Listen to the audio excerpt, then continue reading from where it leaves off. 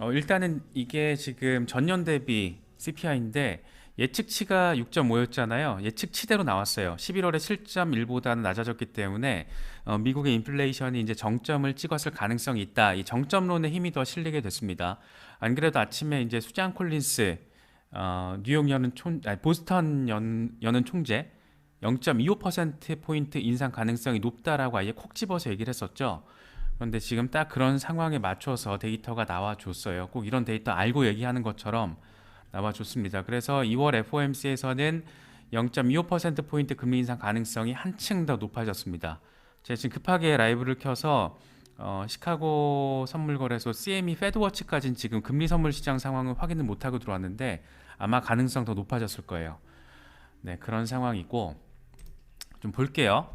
지금 왼쪽이 CPI 전년 대비고 오른쪽이 전월 대비예요. 전년 대비가 조금 전에 말씀드렸던 것처럼 예측치 그대로 6.5%로 나와주면서 11월보다 더 완화된 상황, 인플레이션이 쭉 지금 완화되고 있다. 그래서 인플레이션이 정점을 찍었을 가능성, 이런 목소리가 지금 힘이 더 실릴 수 있는 상황이 펼쳐진 겁니다. 전월 대비로는 오히려 빠졌어요. 마이너스 0.1로 예측치가 0. 그러니까 이전에 0.1%로 나올 거다였는데 마이너스 0.1로 오히려 더 빠졌습니다. 당연히 데이터 잘 나온 거죠. 이거는 근원 소비자 물가지수 전년 대비 전월 대비, 왼쪽이 전년 대비 오른쪽이 전월 대비입니다. 그러니까 에너지와 식료품 이 변동성이 큰 가격 지수를 빼고 근원 CPI로 바라봐도 예측치 그대로 나왔어요. 5.7로 예측이 됐었는데 5.7로 나와졌고 11월에 6.0 보다 완화가 되면서 역시 인플레이션 정점 찍었나 보다, 이런 목소리에 힘이 더 실리게 됐고요. 근원 CPI도 전월 대비로 봤을 때도 예측치 그대로 나왔습니다. 근데 지금 시장이 조금 이렇게 급격하게 랠리하는 양상으로 안 나온 거는 아마도 이 근원 CPI가 이전보다 지금 0.1%포인트 높게 나왔거든요. 그래서 이게 지금 약간 이 시장이 판단하는데 시간을 이 갭이 생기게 만든 요인은 요거라고 볼 수 있지 않을까. 지금 단기적으로 나온 데이터만 보면 그렇게 판단을 할 수 있을 것 같습니다. 어쨌든 전반적으로는 괜찮게 나온 건 맞아요. 전반적으로 나왔는데 근원 CPI가 전월 대비로 0.3% 예측치대로 소폭 상승한 걸로 나와줘서 지금 우리가 바라고 기대했던 조금 더 강력한 랠리 흐름까지 나오고 있지는 않은데 그래도 지금 18,180달러 주변을 오르내리고 있거든요. 크게 빠지진 않고 있어요. 그거는 근원 CPI 전년 대비 CPI 전년 대비 전월 대비가 예측치 그대로 나와줬기 때문이에요. 그렇게 보면 될 것 같습니다. 그래서 일단은 가장 우려됐던 게 지금 미국 CPI 상황이었는데 이게 조금 해결이 됐어요. 제가 지금 다른 노트북으로 CME 페드워치를 지금 좀 볼게요. 지금 CME 페드워치 금리 선물 시장 상황을 보면 잠시만요. 지금 오전까지만 해도 2월 1일 날 FOMC 회의 결과에서 0.25%포인트 인상 가능성이 79%, 78% 정도였거든요. 오늘 아침 상황만 하더라도 지금 이게 82.2%예요. 80%를 뚫었습니다. 그러니까 2월 FOMC에서 금리 인상은 0.25%포인트 가능성이 매우 높다. 그러니까 금리 속도 조절이 이루어질 가능성이 엄청 크다라고 80% 넘는 비율로 지금 시장에서는 받아들이고 있다. 이렇게 보시면 됩니다. 그러니까 데이터적으로는 지금 좋아요. 잘 나온 거예요. 잘 나온 건데 아까도 말씀드렸던 근원 CPI 전월 대비가 예측치 수준으로 조금 0.1%포인트 상승한 것으로 나타나서 이거는 아마도 이 미국의 엄청난 혹한 한파 이거로 인해서 에너지 수요와 가격이 높아진 부분이 영향을 미치는 게 아닐까. 이게 지금 CPI 세부 사항까지는 제가 못 봤거든요. 그런데 아마도 그럴 가능성이 높아 보인다라고 어느 정도의 합리적인 추정이 가능할 것으로 생각이 듭니다. 아유, 제가 지금 설명은 제대로 드렸죠? 순간적으로 막 뿜어서 말씀드리느라. 네, 초록수필님 어서오세요. 자인펠드 킹님, 네, 반갑습니다. 네, 박철우님은 아까 인사를 드렸고, 김종성님도 추매하셨어요? 네, 하루님 어서오세요. 저도 그냥 재빨리 베팅하는 느낌으로 오늘은 좀 추매를 했습니다. 지금 올해 들어서는 1월 들어서는 제일 많이 샀어요. 올해 들어서는 제일 많이 일단 추매를 했는데 뭐 이걸 지금 근원 CPI가 조금 더 예측치보다 높게 나온 상황은 사실 원인이 뻔하잖아요. 미국의 엄청난 혹한 한파, 영화 속의 한 장면이 지금 연출될 정도의 엄청난 한파가 찾아왔기 때문에 에너지 가격 오르고 생필품 가격이 오른 것, 이런 것들의 영향이라는 게 지금 뻔하잖아요. 그래서 원인이 뻔하기 때문에 이거는 이 트랜지셔널 이슈잖아요. 이 기후 상황이라는 거는. 그래서 지금 봄철로 다가가고 있기 때문에 시장 전반의 방향성을 바꿀 만한 이게 역할을 할까? 저는 그렇지 않을 거라고 보고 있는데 또 모르죠. 뭐 시장이 어떤 일이 어떻게 받아들이게 될지. 하지만 전반적으로 미국의 거대 투자 은행 거의 모든 곳이 예측했던 그런 상황이 지금 펼쳐진 거고, 일단 게임 자체는 저희가 오전에도 짚어봤었잖아요. 연준의 긴축 기조와 정책 방향성에 대해서 시장은 별로 신뢰하지 않는 것 같아요. 블룸버그 지수 지금 반등했잖아요. 시장에서 바라보고 있는 어떤 금융 컨디션은 오히려 되게 나아졌어. 작년 4월 이후로 제일 좋아. 연준이 아무리 긴축 해봤자 긴축 이제 못한다니까? 그게 지금 패드워치 선물 시장 상황만 봐도 이렇게 나와요. 예, 선물 시장 상황만 놓고 봐도 그렇고, 뭐 이 정도면 제가 계산을 해볼게요. 0.25%가 오르면은 이제 4.75가 되는 거고, 4.75에서 4.75, 그죠? 4.75. 근데 지금 연준에서는 5%를 얘기하고 있는 거니까 3월 FOMC에서 0.25나 0.5 정도가 올리면 얘기는 되거든요. 그런 시나리오. 그런데 굳이 특별한 일이 없을 때 2월에 이어서 2월에 0.25를 단행하고 3월에 0.5를 단행할 만한 그런 흐름적인 변동성 이슈가 상황이 생길까? 글쎄요 라고 지금 생각을 할 수 있을 것 같아요. 그래서 일단 분위기는 뭐 기대했던 방향성에는 가깝게 나온 걸로 좀 바라볼 수 있지 않나 생각이 듭니다. 근데 박철호님 말씀처럼 항상 이 CPI 전후 때는 흔들어 버리잖아요. 전후 때는 흔들어 버리고 랠리하기 직전에 약간 바닥 한번 더 확인하는 경우도 있고 하니까 일단 데이터적으로만 보죠. 왜 지금 그래도 지금 18.2로 회복했어요. 지금 18,200달러 위로 회복했고, XRP도 제가 0.37달러 아래에서 아까 매수했거든요. 근데 지금 0.37달러 위로 올라섰습니다. 그러니까 지금 시장의 방향성은 나온 거예요. 방향성은 나온 건데 이제 문제는 이 근원 CPI, 우리가 몇 번 얘기를 했었잖아요. 이번 CPI에서 중요한 거는 근원 CPI가 될 거라고. 에너지 가격을 빼고도, 그러니까 한파의 영향을 제외하고도 어떻게 나올지가 중요한 부분인데, 그게 지금 전월대기 조금 오른 게 지금 약간 걸림돌인데, 그래도 시장이 크게 흔들리지는 않고 있는 것 같아서 다행이긴 다행입니다만, 가격 흐름이 또 이렇게 원하는 만큼 움직여주지 않은 거는 다소많이 조금 아쉽게도 느껴지는 것 같습니다. 와, 이주연님은 이때 또 롱 포지션 잡으셨어요? 네, 저는 선물 거래는 그렇게 실시간으로 막 대응할 자신이 없어가지고 엄두를 못 내고 있습니다. 그래서 지금 일단 17,800달러는 올랐잖아요. 그래서 18,300달러까지도 오늘 찍었습니다. 아까 제가 본 거는 18,380달러까지 올라간 거 봤어요. 그러니까 지금 분위기는 이쪽으로 좀 더 맞춰진 거죠. 근데 만약에 저항 맞으면은 16,200달러에서 18,300달러 박스권 횡보, 이것도 뭐 우리가 짚어봤던 내용이고, 다만 아래쪽의 상황보다는 위쪽의 가능성이 조금 더 높아졌다라고 기대할 만한 포인트가 데이터적으로 좀 제시가 됐다, 뭐 이렇게 바라보시면 좋을 것 같습니다. 네, 허선재님 어서 오세요. 이건 머스타씨가 조금 전에 올린 건데, 조금 아까 올린 거예요. 지금 이게 일간 차트예요. 데일리 차트고 지금 하락세인데 거의 저항선, 상단 저항선 거의 가까이 왔다라는 거예요. 그래서 CPI 결과 잘 나와줘서 저항선 뚫으면 19,000달러, 19,200달러까지, 그러니까 이 부분이거든요. 이게 뚫어내면 그때부터는 반다, 지지받고 간다, 이 얘기하고 있는 겁니다. 긍정적인 얘기를 하고 있는 거죠.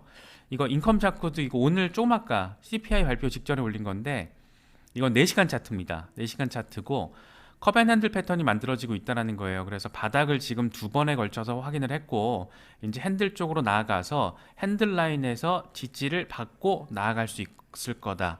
이게 불리시 패턴의 흐름을 보여줄 수 있는 계기가 될 것이다. 그게 어디냐? 18,100달러 지지가 단단하게 이루어지면 이게 가능할 거고, 그러면 19,000달러까지는 단기적으로 내다볼 수 있다. 이런 얘기를 지금 하고 있는 겁니다. 인컴 차트가 또 다른 차트에서 얘기를 한 건데, 이건 4시간 차트예요. 지금 4시간 차트에서 삼각 수렴 패턴 상단 저항을 뚫었다라는 거예요. 그렇죠? 그러니까 이 차트를 통해서 이 사람이 얘기하고 있는 거는 아마도 16,600달러가 바닥일 거야. 뭐 12,000달러나 11,000달러까지 빠질 가능성은 없는 것 같아. 이런 얘기를 지금 4시간 차트를 통해서 얘기하고 있는 거고, 그쵸? 네. 그렇고 이건 퀸텐이라는 분석가가 제시를 한 건데 제가 막 좋아해서 막 찾아보는 사람은 아닌데 요거는 조금 그냥 설득력이 좀 있더라고요. 그래서 비트코인 일간 차트입니다. 일간 차트에서 지금 비트코인이 이 라인이 보시면 아시겠지만 이게 뽀글이 빔이에요. FTX. 아니다. 이게 뽀글이 빔이다. 이게 11월 뽀글이 빔이고 이게 여름 서머랠리 직전에 급락했을 때 상황이거든요. 근데 지금 그러니까 6월 저점이죠. 6월 저점 16,500달러 구간에서 지금 18,300달러 이 박스권 안으로 지금 진입을 다시 했다라는 거예요. 그러니까 뽀글이 빔 이후에 충격파가 지금 이번에 완화됐다. 뭐로 인해서 인플레이션 상황이 완화되고 있는 상황을 보여주는 CPI 데이터를 통해서 더 가까이 가고 있고 18,300달러 돌파해서 여기 지지받아주면 간다라는 거예요. 예, 지금 21,900달러죠. 그래서 보통 이제 이 뽀글이 사태가 없었으면 연말에 요 정도까지 갔을 거라는 거잖아요. 3만 달러에서 3만 5천 달러 사이에서는 비트코인이 놀았을 거다. 그게 지금 요 빔인 거잖아요. 요 지금 매물 구간이 매물대가 지금 비어 있잖아요. 그래서 여기까지 올라가는 게 이제 3만 5천 달러 부근이라는 거. 그런 분석이 엄청 많았었죠. 11월 뽀글이 사태 이전까지만 해도. 그러니까 지금 이 차트를 통해서 우리가 기대할 수 있는 포인트는 일단 한 세 가지를 볼 수 있을 것 같아요. 일단은 다시 6월 저점에서 뽀글이 직전에 그 박스권 안 그러니까 22,000달러 부근까지 나아갈 수 있는 계기가 마련이 됐다. 돌파하면 랠리를 할 건데 어디까지 할 수 있을 것 같냐면은 3만 달러에서 3만 5천 달러 구간까지는 내다볼 수 있을 것 같아. 뭐 이런 얘기 하고 있는 겁니다. 물론 그 중간에 이 사람은 지금 24,000달러까지 가면 그쵸? 그래서 이런 부분들 체크하시면 될 것 같아요. 네, 서은식님 어서 오세요.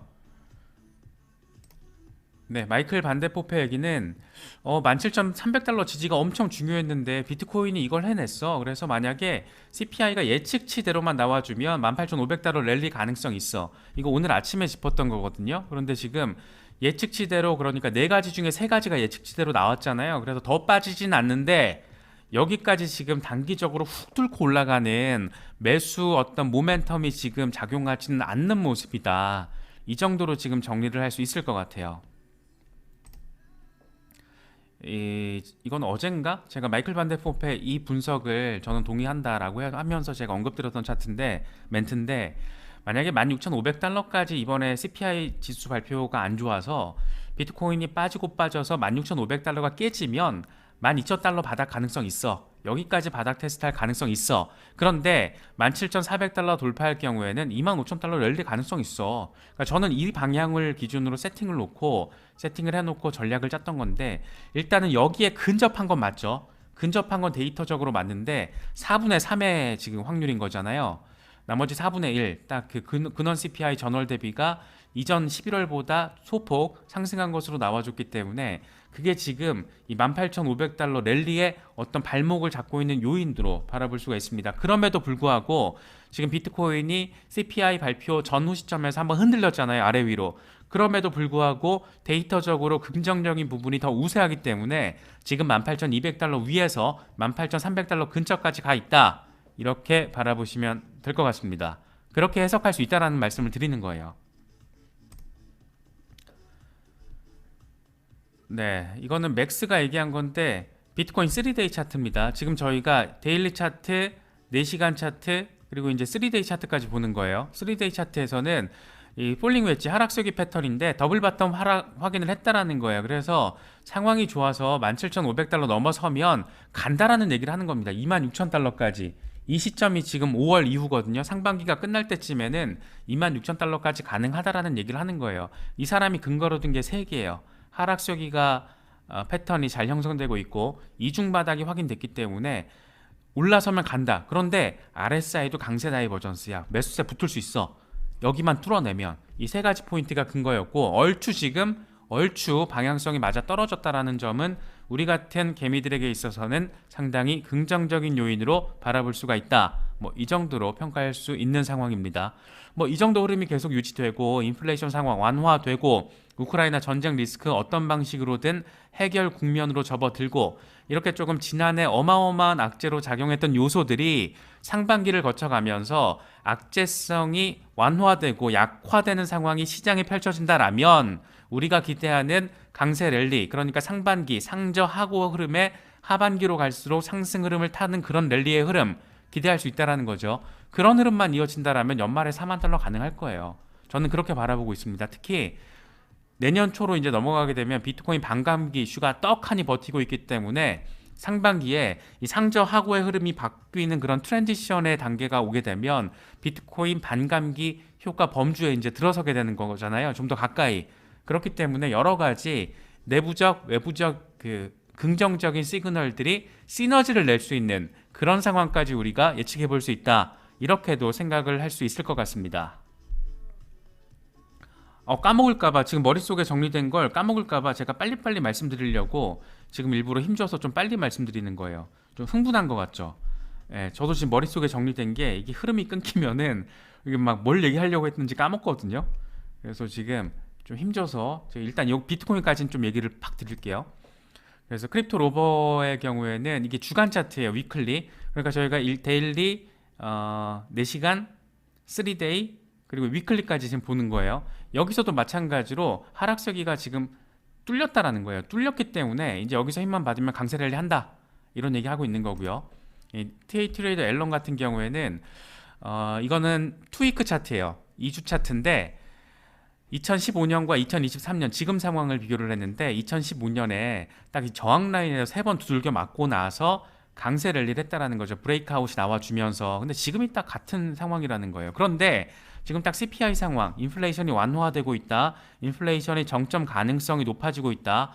이런 얘기들이 지금 호재성으로 작용할 가능성이 높기 때문에 이런 부분들은 어떤 2015년에 비트코인 투입 2주 차트의 이런 흐름을 반복할 가능성이 높지 않을까라는 걸 지금 TA 트레이더 앨런이 하고 있는 겁니다. 렉트 캐피탈 같은 경우에는 지금 이게 연간 차트 4년 사이클 가지고 얘기를 많이 했잖아요. 세 번째 사이클이 강세 반전의 항상 흐름이었고 우리가 지금 세 번째 사이클에 있는 겁니다. 2023년 여기고 항상 반감기 다음에 그러니까 우리 기준으로는 작년에 약세, 반감기 다음엔 항상 약세, 반감기 다음엔 항상 약세 그리고 그 이듬해 그러니까 반감기 직전에는 항상 바닥 테스트, 바닥 테스트, 바닥 테스트. 그런데 바닥 테스트를 하면서 항상 세 번째 해에는 큰 랠리가 있었다라는 거예요. 2015년에는 234%, 2019년에는 316%. 그럼 올해는 어떨까? 이런 얘기를 하고 있는 거예요. 그렇죠? 지금 이런 흐름들을 좀 잘 보셨으면 좋겠어요. 데일리, 3데이, 위클리, 연간 차트까지, 먼슬리, 이얼리 차트까지 지금 저희가 굉장히 좁은 타임 프레임에서 굉장히 넓은 타임 프레임까지 넓혀서 보고 있잖아요.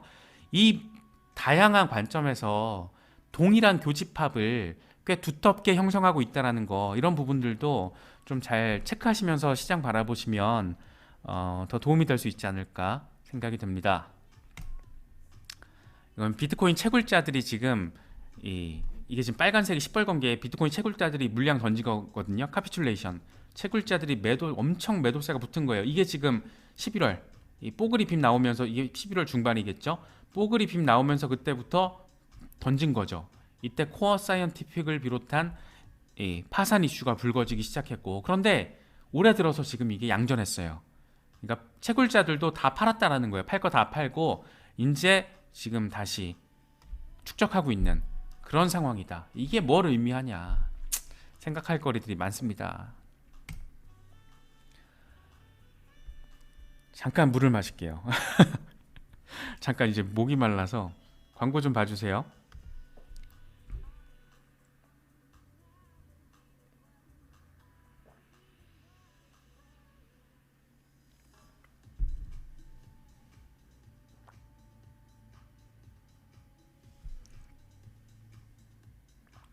안인경님 오셨네요. 지금 아직 도쿄에 계신 거예요? 아니면 서울 오신 거예요? 네, 이제 우렁차게 안 해도 될 것 같습니다. 근데 중요한 부분들은 제가 빨리빨리 정리를 좀 해드려서 이 추가 대응하시는 분들 도움을 좀 드리고 싶어서 막 속도 있게 지금 한 건데 이제 좀 급한 거는 다 한 것 같아요.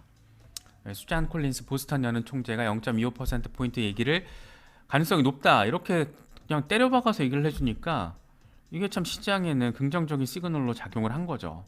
그렇죠? 이 말이 참 말이 수사적인데 별거 아닙니다.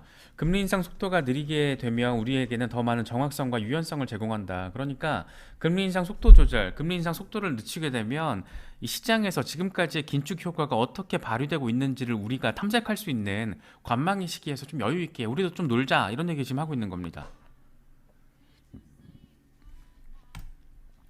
아까도 말씀드렸지만 지금 시장에서 받아들이고 있는 것과 연준의 긴축 의지를 받아들이는 게 이게 안 맞아요 지금. 연준에서 막 긴축 외치고 있지만은 시장에서는 아니 블룸버그 지수 이 금융 컨디션만 봐도 지금 4월 이후 처음으로 양전했어. 올라왔어.